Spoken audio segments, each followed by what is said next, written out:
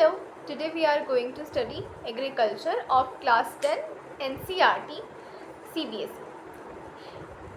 Agriculture, इस term से आप क्या समझते हो? एग्रीकल्चर ये चैप्टर 4 है, ठीक है। तो हम लोग यहाँ से शुरू करते हैं। ये चैप्टर यहाँ से शुरू हुआ है। India as an agriculturally important country. India agriculturally important है ना, तो India is an agriculturally important country. इसको कहीं नोट कर लो। इंडिया एग्रीकल्चरली इम्पॉर्टेंट है, मतलब बहुत ज़्यादा इम्पॉर्टेंट है एग्रीकल्चरली। अगर एग्रीकल्चरली बात किया जाए तो इंडिया मेन में आता है, ठीक है। 2/3 of its population is engage agricultural activities. जो इंडिया का टू थर्ड पॉपुलेशन है वो एंगेज है एग्रीकल्चरल एक्टिविटीज़ में, मतलब एग्रीकल्चर के सारे एक्टिविटीज़ में वो एंगेज है। Agriculture is a primary activity. Agriculture एक प्राइमरी एक्टिविटी है। What do you mean by primary? Agriculture एक पहला एक्टिविटी है। प्राइमरी मीन्स पहला। Which produces most of the food, जो बहुत सारा खाना बनाता है। दैट वी कंज्यूम, जो हम लोग खाते हैं। कंज्यूम मतलब जो हम लोग कंज्यूम करते हैं, जो हम लोग खाते हैं। Beside food grains it also produces raw materials for various industries. अगर हम लोग फूड को थोड़ा साइड में रखें, खाने को थोड़ा साइड में रखें, तो फूड ग्रेन्स के अलावा ये बहुत सारा रॉ मटेरियल्स भी प्रोवाइड करता है। जैसे कि चलो हम लोग फ्लावर ले लेते हैं। फ्लावर को तो हम लोग खाते नहीं हैं, बट बहुत सारे डेकोरेशन के लिए यूज़ तो करते हैं ना, तो वो रॉ मटेरियल्स हो गया। मैं एक एग्जांपल दी, ठीक है। और ऐसे बहुत सारी चीज़ों के लिए यूज़ होता है एग्रीकल्चर। केवल फूड के लिए नहीं यूज़ होता, साथ साथ में रॉ मटेरियल्स के लिए भी यूज़ होता है। किसके लिए यूज़ होता है? Raw materials. Can you name some industries based on agricultural raw materials? बताओ, कोई नेम कर सकते हो कोई ऐसा इंडस्ट्री जो रॉ मटेरियल्स बनाता हो? फूड नहीं, रॉ मटेरियल्स बनाता हो। अगर है तो बताना, ठीक है। Moreover, some agricultural products like tea, coffee species are also exported. हाँ देखो, ये सबको हटा के अगर हम लोग एग्रीकल्चर का बात करें तो हम लोग टी, कॉफ़ी स्पीसीज़ मतलब मसाला भी एक्सपोर्ट करते हैं, ट्रांसपोर्ट करते हैं। ट्रांसपोर्ट मतलब भाई एक्सपोर्टेड, ठीक है। Types of farming, okay. आपको पता है टाइप्स ऑफ फार्मिंग? नहीं पता ना, मुझे भी नहीं पता। चलो पढ़ते हैं। मुझे पता है but let's study, okay. Agriculture is an age old economic. Agriculture एक एज ओल्ड इकोनॉमिक के टर्म से आप क्या समझे? ये बहुत पहले से चला रहा है, बहुत पहले से। आप जन्म भी नहीं लिए, आपके मम्मी पापा के दादा दादी उससे भी पहले के बहुत पहले जनरेशन से चला आ रहा है। Over these years cultivation methods have change significantly. जो कल्टिवेशन मेथड्स है, अब कल्टिवेशन से आप क्या समझते हो? Any idea? चलो मैं आपको टाइम दे रही हूँ। 5 ओके, कल्टिवेशन मतलब कल्टिवेशन, अच्छा आपको टाइम दे रही थी। 5 4 3 2 1 0, okay. Cultivation methods have changed significantly depending environment, technological know-how and socio-cultural practices. तो पहले कल्टिवेशन के टर्म को हम समझते हैं। कल्टिवेशन मतलब होता है खेती। खेती, ठीक है, खेती तो होता है, बट जब हम लोग ज़मीन को जोत कर फसल उगाते हैं ना, उसको हम लोग बोलते हैं कल्टिवेशन। तो ये हम लोग का चेंज हो गया है। कल्टीवेशन एक characteristic of physical environment, technological know how, socio practices. Farming varies from subsistence commercial type. Subsistence to commercial type क्या समझे आप? सबसिस्टेंस मतलब क्या समझे? सबसिस्टेंस मतलब मेंटेनिंग, ठीक है। कैरेक्टरिस्टिक ऑफ चलो इसको एक बार हम लोग फिर से रीड करते हैं। Agriculture is an age old economic activity in our country. Over these years, cultivation methods have changed significantly depending upon the characteristics of physical environment. Environment like आज का इन्वायरमेंट कैसा है, आज बहुत ठंड है, आज बहुत गर्मी है, इन्वायरमेंट यहाँ का कैसा है, यहाँ पे बहुत पॉल्यूशन वाला इन्वायरमेंट, यहाँ पे बहुत हल्ला गुल्ला वाला इन्वायरमेंट है। इन्वायरमेंट मीन समझ में आ गया। Technological means in this generation there is so many technology. For example, this phone is also a technology. Basically this is a device, ये एक डिवाइस है, तो ये एक टेक्नोलॉजी है, ठीक है। और कंप्यूटर भी एक टेक्नोलॉजिकल डिवाइस हो गया। टेक्नोलॉजी आजकल बहुत बढ़े जा रहा है हम लोग के जनरेशन में। जैसे कि पहले मेरी दादी माँ वो यूज़ करती थी, क्या बोलते हैं उसको, लाइक पेट में है, मुंह में नहीं आ रहा, क्या बोलते हैं, एक मिनट, क्या हाँ, टेलीफोन।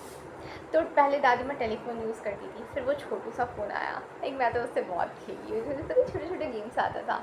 और फिर उसके बाद आया थोड़ा सा बड़ा फ़ोन, सैमसंग का था मेरे पास, लाइक यही टच पैड को इतना थोड़ा छोटू कर दो, ठीक है, वो आया। फिर और कुछ आया, फिर उसके बाद हम लोग का प्रॉपरली मोबाइल आया। मोबाइल आने के बाद आया कंप्यूटर, टैब, लैपटॉप। और कंप्यूटर तो डिफरेंट चीज़ है, कंप्यूटर का अच्छे से हो गया बना लैपटॉप, बट फिर लैपटॉप एंड मोबाइल को मिल गया आके बना है टैब। तो वैसे हम लोग कितना डेवलप कर रहे हैं ना। चलो बिना टाइम वेस्ट किए आगे बढ़ते हैं, ठीक है। At present in different parts of India the following farming system are practised. जो इंडिया में ये कुछ फॉलोइंग फार्मिंग सिस्टम प्रैक्टिस होता है। तो पहला फार्मिंग सिस्टम क्या है, प्रिमिटिव सब्सिस्टेंट फार्मिंग। प्रिमिटिव मतलब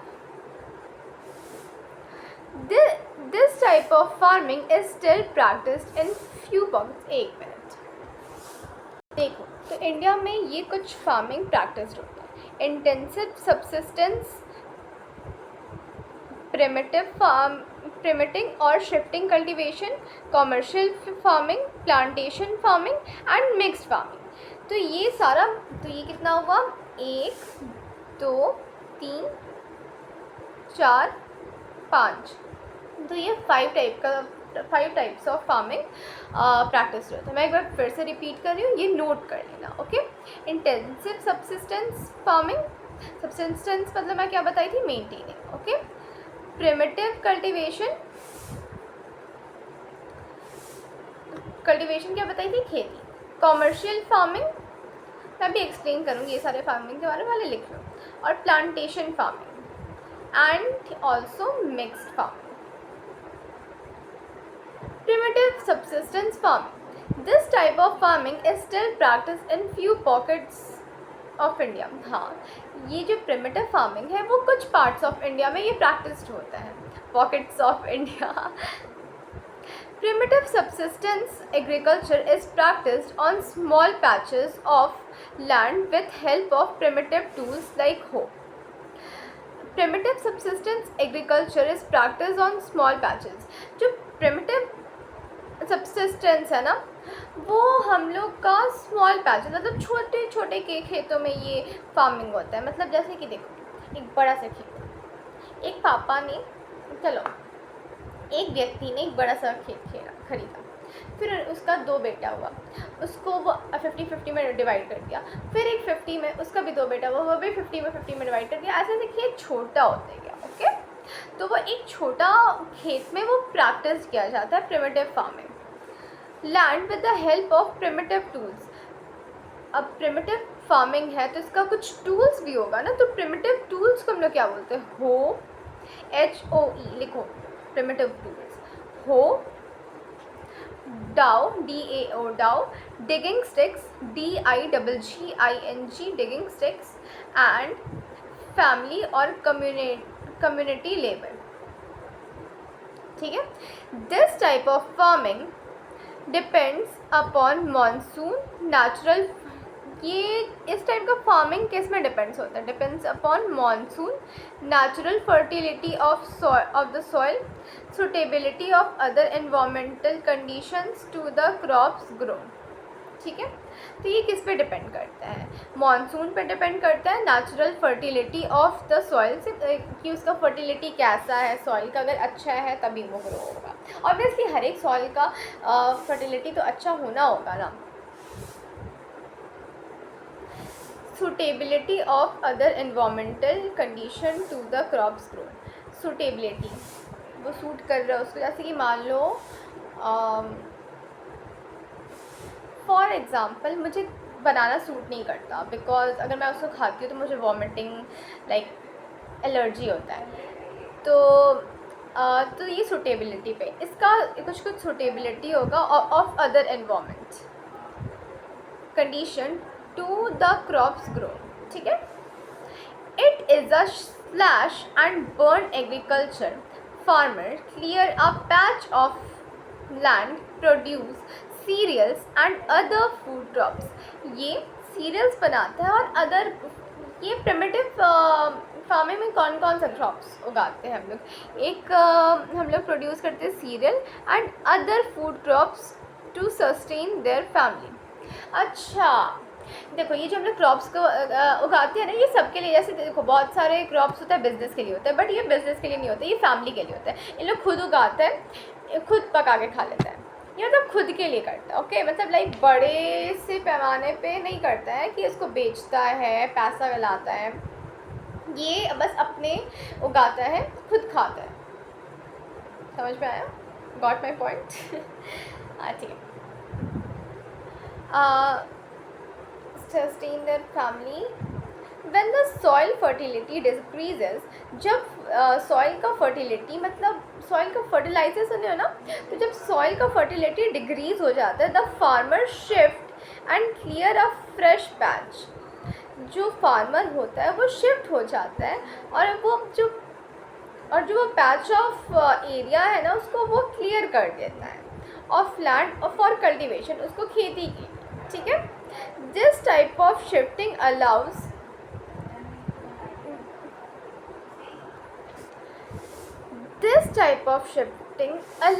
nature to replenish the fertility of soil through natural process, ठीक है। ये this type of shifting allows nature to replenish मतलब फिर से भरना,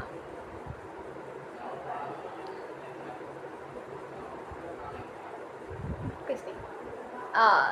this type of shifting allows nature to replenish the fertility of the soil, replenish मतलब फिर से भरना, ओके डन।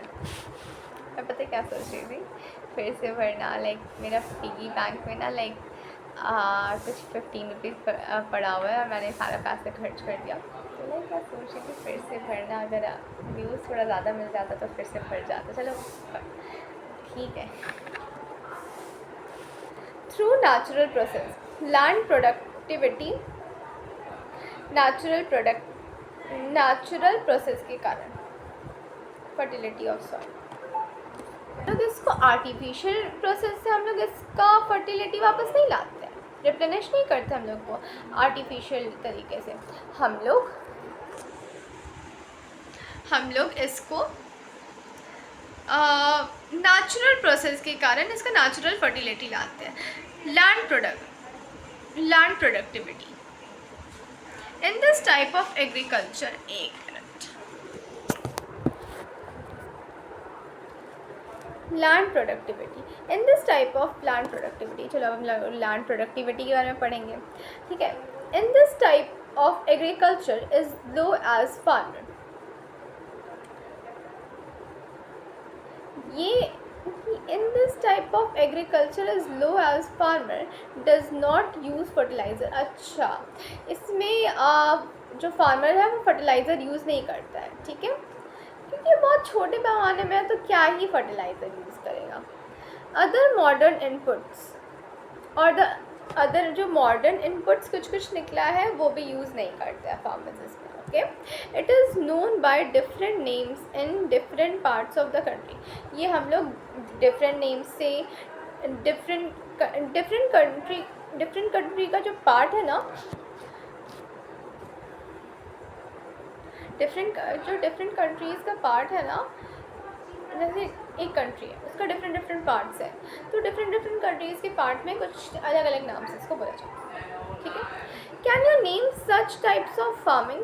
क्या आप ये इस टाइप का फार्मिंग का नाम, क्या आप इस टाइप की फार्मिंग का नाम बता सकते हो? It is jhuming. इसको हम लोग झूमिंग बोलते हैं. In north eastern states like Assam, Meghalaya, ये इसको हम लोग झूमिंग बोलते हैं. नॉर्थ ईस्टर्न स्टेट पे तो हम लोग झूमिंग ही बोलते हैं, जैसे असम हो गया, मेघालय हो गया, मिज़ोरम हो गया, अंडरलाइन भी करते हैं, and Nagaland, pamlou in Manipur, Dipa, Bastar district of Chhattisgarh, and in Andaman and Nicobar island. जैसे कि मेरी दीदी जब मैं वो पढ़ाती थी ना, या फिर मेरी ट्यूशन टीचर, या फिर मैं नेक्स्ट टॉप, या फिर मैं कहीं से भी पढ़ती हूँ, तो वो मेरे को बोलती है, साथ साथ मैं अंडरलाइन भी करती जाती, तो अंडरलाइन भी करती जाती हूँ. अलका मैम या फिर श्रेया मैम, लाइक मेरी सिबलिंग का नाम है श्रेया दीदी, तो श्रेया बरनवाल, एंड मेरी ट्यूशन टीचर का नाम है अलका सोनी. तो उन लोग जब पढ़ाती है ना, उन लोग दोनों जब पढ़ाती है बोलती है अंडरलाइन भी करते जाओ, या फिर मेरे भैया कोई भी पढ़ाते हैं तो बोलते हैं अंडरलाइन भी करते जाओ, तो मैं अंडरलाइन भी करती जाती हूँ. तो उससे ना बाद में आप खोलोगे ना तो पूरा बुक नहीं रीड करना पड़ेगा, जो आपने अंडरलाइन किया है वही आप करोगे. झूमिंग. द स्लैश वर्ड, लाइक मेरे एक भैया, उनका बुक था, लाइक वो अच्छा परसेंटेज लाया इस बार 10th में, तो मैं उनकी बुक में देखी कि अंडरलाइन किया बुक था, वो भी पेन से. तो फिर अंडरलाइन मतलब समझ रहे हो ना, इम्पॉर्टेंट है अंडरलाइन करना, कि आपको बाद में जब आप रिवाइज़ करो तो पूरा बुक को गो थ्रू ना करना पड़े. तो ये चीज़ माइंड करना. Okay, it is jhuming. Okay, jhuming what do you mean by jhuming? Any idea, any guess? मुझे पता है एक गाना याद आ रहा है, मैं आपको लास्ट में. ठीक है, पहले एक पेज एग्रीकल्चर का ख़त्म कर ली, फिर मैं सुनाऊँगी. Okay. The slash and burn agriculture is known as milpa. The slash and burn, जो ये स्लैश और burn agriculture, the slash and burn agriculture को हम लोग मिल्पा बोलते हैं इन मेक्सिको. अच्छा, मेक्सिको में हम लोग मिल्पा बोलते हैं, याद रखना, थोड़ा फ्लेक्स करने में काम आएगा. स्लैश और बर्न को हम लोग क्या बोलते हैं? मिल्पा.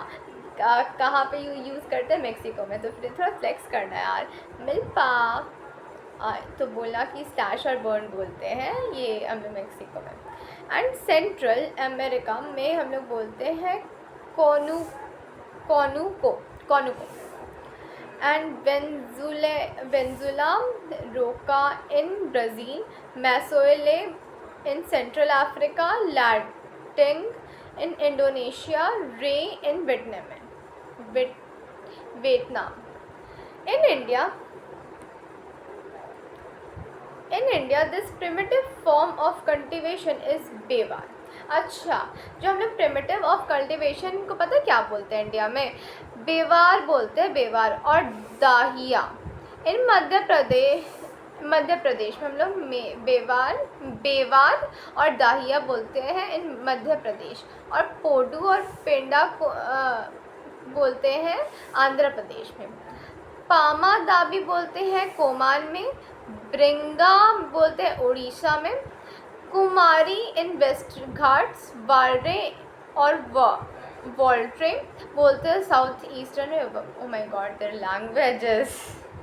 मैं हिंदी में ठीक हूँ, मैं हिंदी इंग्लिश में ठीक हूँ, और लेट्स सी अब कितना लैंग्वेजेस सीख सकती हूँ मैं.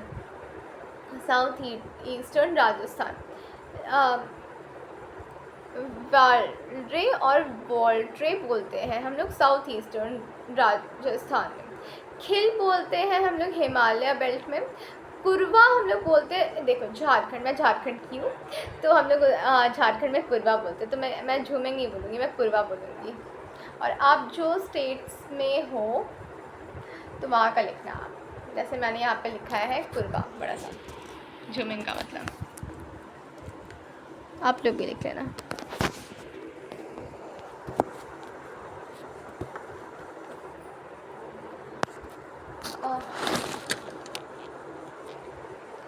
ठीक है। And jhuming in north eastern region, jhuming हम लोग नॉर्थ ईस्टर्न रीजन में भी बोलते हैं। चलो आज के लिए इतना रखते हैं, अब नेक्स्ट डे से कल पक्का कंटिन्यू करूँगी मैं। Bye bye.